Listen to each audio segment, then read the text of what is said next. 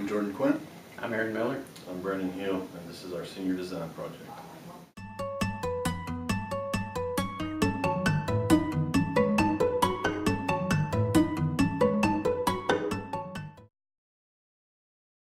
Our project was submitted by Chavez Farms, and it addresses a problem that has plagued farmers who irrigate the crops with center pivot sprinklers for decades. Is there an easier way to travel through a crop field to repair a sprinkler when it fails? When a component of the towers that makes up the movement system of the sprinkler fails, repairing the sprinkler and getting it working again can be an enormous hassle. When there are no crops in the ground, the malfunctioning piece can be accessed easily for repair by simply driving a vehicle out to the troubled tower and repairing the malfunction during the early stages of the crop's life. This becomes a larger inconvenience once the crops get past a certain stage. Getting a vehicle to the malfunctioning tower by driving over the crop would kill it, negatively impacting the bushels the farmer can harvest. This is the core of the problem. Once these crops get to a certain stage, the only way to fix a malfunctioning piece of the sprinkler is to walk out to the suspected tower and then repair it. Mud, heat, and the weight of the replacement components make this task a difficult and inconvenient one.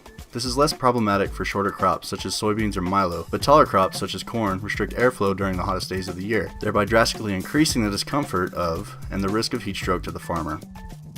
In addition to that, there are very few farmers who only have one center pivot irrigation system. For small farms, that number may be around 14 operating at one time. For corporations, that number may be in the hundreds. Many farmers can tell you horror stories of having to spend all day fixing sprinklers, having their day sucked away traversing their crop fields. Because of these problems, Chavez Farms tasked the group with finding a safe, affordable system to put in place on a center pivot sprinkler system that makes accessing these malfunctioning towers easier and faster. The client suggested a cart system that the repairer could ride to the troubled tower and specified a hopeful budget of approximately $4 a foot. The client planned to fabricate and install the structure himself and wanted to have a process to potentially manufacture this walkway and sell it to other farmers. The fabrication needed to be within his abilities, and the material cost needed to be low enough to allow for a feasible profit.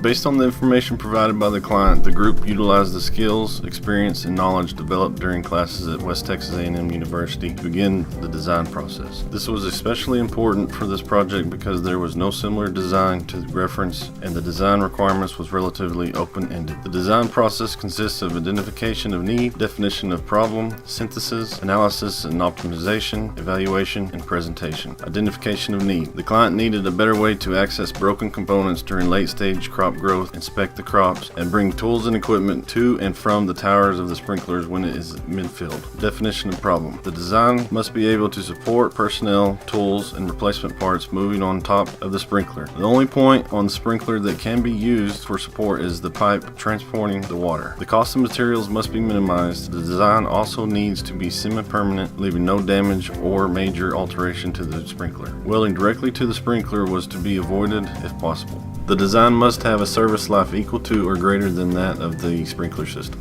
The design must be able to flex when the sprinkler is loaded and unloaded with water and with the thermal expansion caused by the outdoor temperature fluctuation. The extra weight added by the design must not exceed the sprinkler's design strength. Synthesis, analysis, and optimization, evaluation, and iteration. Design number 1. The initial design considered by the group was a motorized monorail cart supported by an I-beam above the pipe of the sprinkler. Using the weight, cost, and support requirements of this design as inputs to the design process, this design was determined to be too costly, heavy, and difficult to support.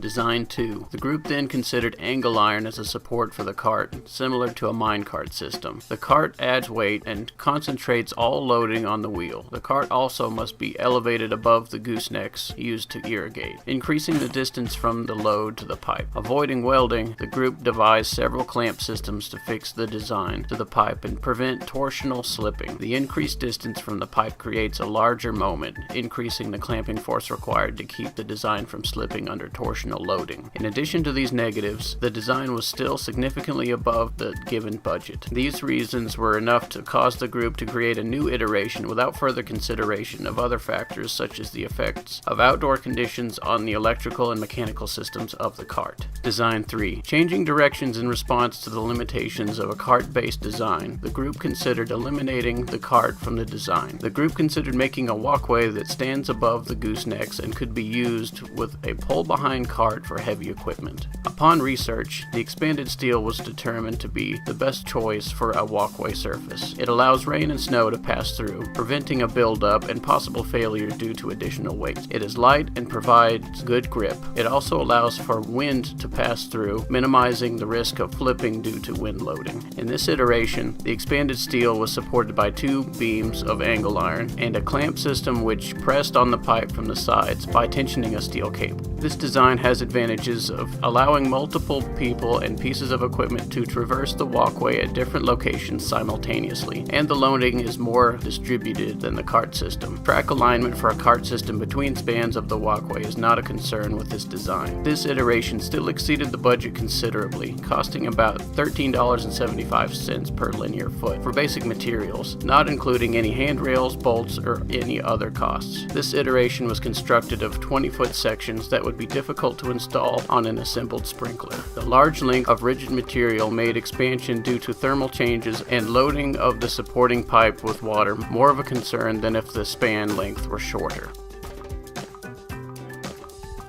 At this point, the group realized another glaring need that the client might have, and in an attempt to reduce costs, the group considered a split walkway that sits much closer to the pipe and lets one straddle the supporting pipe and goosenecks. Opening the center of the walkway allows easier access to the goosenecks and significantly reduces the amount of expanded steel needed per foot, reducing the weight and cost. The group also decided that square tubing would be used instead of angle iron when it was discovered that square tubing was slightly cheaper than angle iron of comparable section modulus. Square tubing is less prone to warping during welding and provides easier welding paths when placed orthogonally. The team reconsidered the clamping system, recognizing that the weight of the walkway itself can be used in conjunction with a tensioning cable to provide a friction force. Neoprene skin was considered to increase the friction coefficient between the walkway and the pipe and prevent scratching. Neoprene skin is easier to cut and place than pads and is considerably cheaper. Lifting eye bolts were chosen to tension the steel cable for ease of installation. Ease of installation onto the pipe was increased by reducing the length of the sections fabricated, and this iteration was made shorter and modular.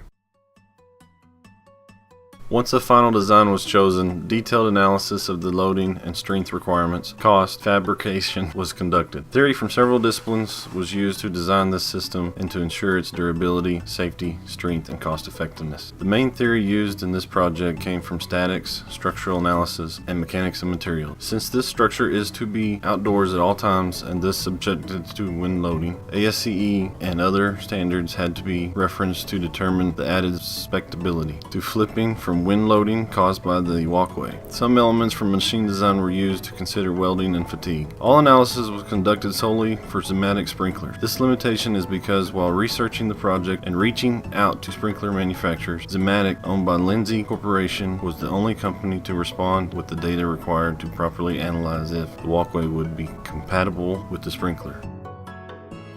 Even though the pivot irrigation system moves, the walkway is a static structure and can be analyzed as such. The selection of all materials is based on the estimated load of the track walkway at any given point, and the main consideration to which the walkway is subjected is a transverse load. For steel, the main failure consideration is the normal stress caused by the internal bending moment. To determine the type of material, the theory of a fixed pin supported structure is used. All possible loading occurring at the center of a span is the worst case scenario. A fixed condition can be used to analyze a welded connection, and a pinned condition can be used to analyze a bolted connection. Several materials were considered for the construction of the track walkway during the iteration process. For this, it has been determined that a maximum load of 550 pounds, or 2 people and the required tools or parts, could be applied to the track at any point. Considering the desire to have a factor of safety of 2.0 for this design, the point load is considered to be double the maximum load at any given point. The loading parameters used in analyzing the selected materials, according to the theory discussed in the report, are shown in the table on screen. Given the loading conditions, the group analyzed the best possible material to be used for the support members and handrails of the walkway design. 3 materials that were selected and analyzed were based on availability, cost, and whether or not the material would support the load requirements. 3 materials that were analyzed were angle iron, steel square tube, and square steel. Given the aforementioned calculations, it was concluded that any of the above sizes of square tube, except for the 1x1x11 gauge, would be adequate for the need of the design. Given the values of the factor of safety along with the cost per foot of material, the material that has been selected for the design is the 1.5x1.5x3/16 inch steel tube, giving the design a factor of safety of 3, easily exceeding the desired design factor of safety of 2.0.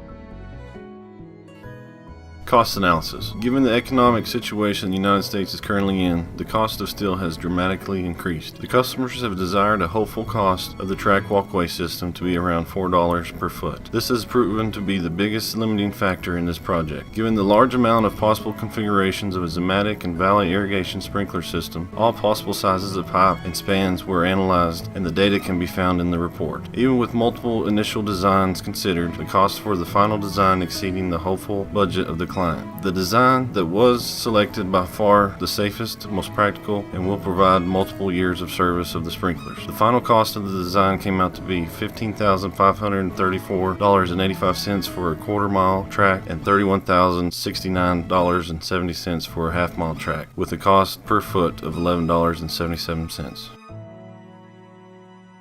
The installation of the walkway onto a sprinkler system increases the weight load on the supports of the system. The total additional weight per span of the walkway had to be calculated based on the weight of the materials used. Once the total weight of the walkway was found for each span, it could be added to the wet weight of the section to determine if the sprinkler would be able to hold the walkway. For Zimmatic sprinklers, the largest limiting factor for weight is how much weight the supporting tires can hold. The maximum total weight that the tires on a Zimmatic sprinkler can hold is 10,632 pounds. This was assumed to be a working load limit with some sort of factor of safety. Because the heaviest sprinklers come from the 16.9 by 24 inch tires, it was the one that was checked to see if the sprinkler tires could withstand the weight of the walkway.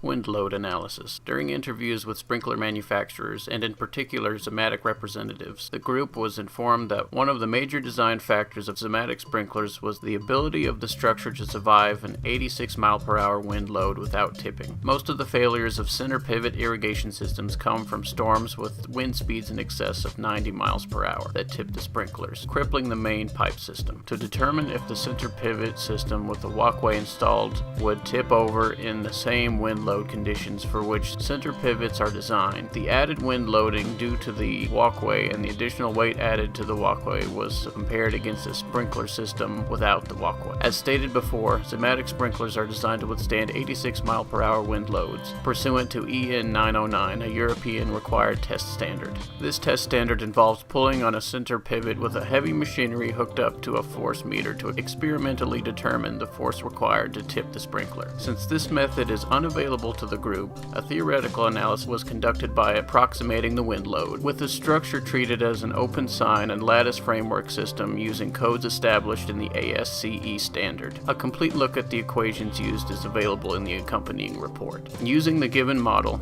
it was calculated that all sample sprinklers considered without a walkway on top would not be able to withstand a gust of 81 miles per hour. This result cast doubt on the model because the Zimmatic sprinklers are rated to withstand an 86 mile/hour wind load. However, after analyzing the sprinkler with the walkway system, it was discovered that having the walkway enables the sprinkler to withstand the 81 mile/hour wind gust. This is due to the very small amount of wind force added to the system compared to the weight the walkway adds to the sprinkler. The conclusion drawn from this analysis is that the wind speed which the sprinkler system could withstand without tipping is increased by the addition of the walkway.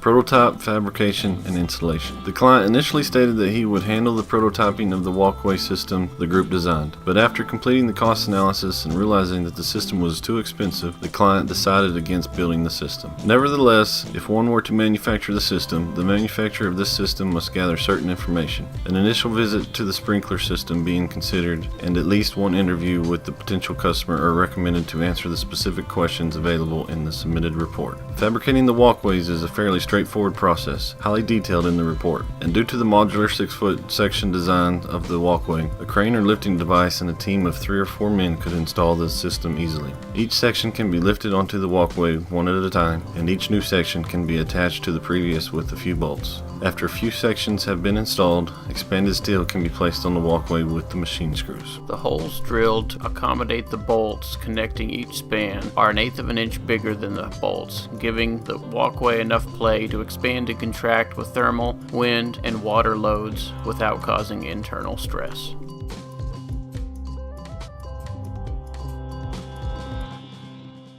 The project was completed and met the requirements of the class and the client except for the cost. After taking all the required courses for the West Texas A&M Bachelor of Science in Mechanical Engineering degree, before we are released into the world to make our mark on humanity and engineering, it is imperative that we can demonstrate that we, as very soon-to-be engineers who may possibly be designing and building things that can have serious impact on the world, can in fact engineer and do so ethically. To be an engineer, it does not just mean creating a design that mostly gets the job done. To be an engineer is to be a problem solver at its highest level, tackling challenges that affect people around the world, utilizing everything we have ever learned and will learn to find solutions that are economical, efficient, and inspiring. The way that students aspiring to be engineers are gauged on this in the academic world is through the ABET accreditation criteria, which consists of 11 categories covered in the attached report. The format of this presentation offers a unique opportunity for interaction and critique. Please feel free to comment on this YouTube video with questions or comments.